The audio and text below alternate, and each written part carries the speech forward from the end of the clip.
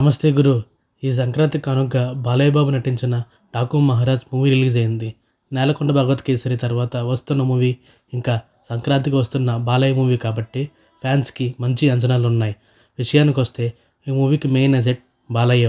ఆయన చేస్తున్న good thing ఏంటంటే ఏజ్ తగ్గ రోల్స్ సెలెక్ట్ చేసుకోవడం. ఈ టైప్ ఆఫ్ క్యారెక్టర్స్ ఆయనకి జస్ట్ కేక్ వాక్స్ అంతే. బాలయ్య యాక్షన్ ఇంకా ఎమోషన్ సీన్స్‌లో ఆయన నటన ఈ సినిమాకి అదనపు బలం. మొత్తానికి చింపి అవతల పడేశారంతే. అందులో ఎలాంటి డౌట్ లేదు. ముఖ్యంగా ఇంట్రో సీన్ ఉంటుంది భయ్యా, మ్యాడ్ అసల.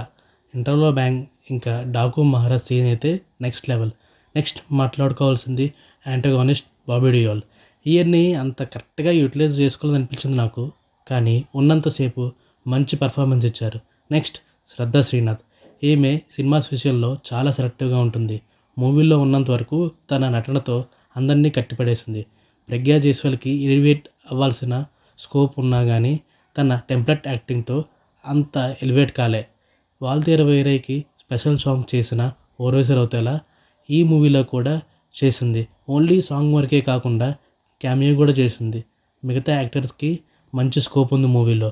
టెక్నీషియన్ విషయానికొస్తే మాట్లాడుకోవాల్సింది డైరెక్టర్ బాబీ కొల్లి. ఈయనకి ఫ్యాన్స్ పల్స్ బాగా తెలుసు.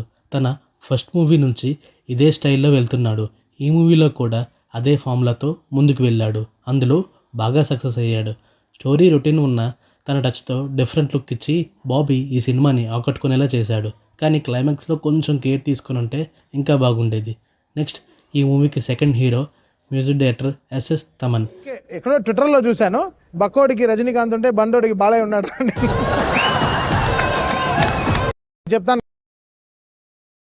వీళ్ళిద్దరు కాంబో అంతే, స్పీకర్స్ బ్లాస్ట్ అయిపోవాల్సిందే. 'డిక్టేటర్' మూవీతో స్టార్ట్ అయిన వీళ్ళ కాంబో ఆ తర్వాత 'అఖండ', 'వీరసింహారెడ్డి', 'భగవంత్ కేసరి', 'ఠాకూ మహారాజ్' ఇలా వరుసపెట్టి బాలయ్య ఎలివేట్ అయ్యేలాగా ఓ రేంజ్లో బీజిఎం ఇస్తున్నాడు. ఈ మూవీలో కూడా మ్యూజిక్తో చాలా సీన్స్ ఎలివేట్ అయ్యేలా చేశాడు. నెక్స్ట్ ముఖ్యంగా చెప్పుకోవాల్సింది సినిమాటోగ్రాఫర్ విజయ కార్తిక్ ఖన్నన్. ఈయనకి తెలుగులో సెకండ్ మూవీ ఆఫ్టర్ 'రావణాసుర'. మన తలైవా రీసెంట్ బ్లాక్ బస్టర్ అయిన 'జైలర్'కి కూడా ఇతనే వర్క్ చేశారు. ఈ మూవీలో కూడా విజువల్స్ టాప్ నాచ్లో ఉన్నాయి. ముఖ్యంగా Balayya intro scenes, sand Storm episodes, ఇంకా యాక్షన్ సీక్వెన్స్లో అయితే నెక్స్ట్ లెవెల్. ఈ మూవీ తర్వాత ఆయన ఇంకా తెలుగులో ఫుల్ బిజీ అయిపోతారేమో. ఇది నా ఫైనల్ ఒపీనియన్.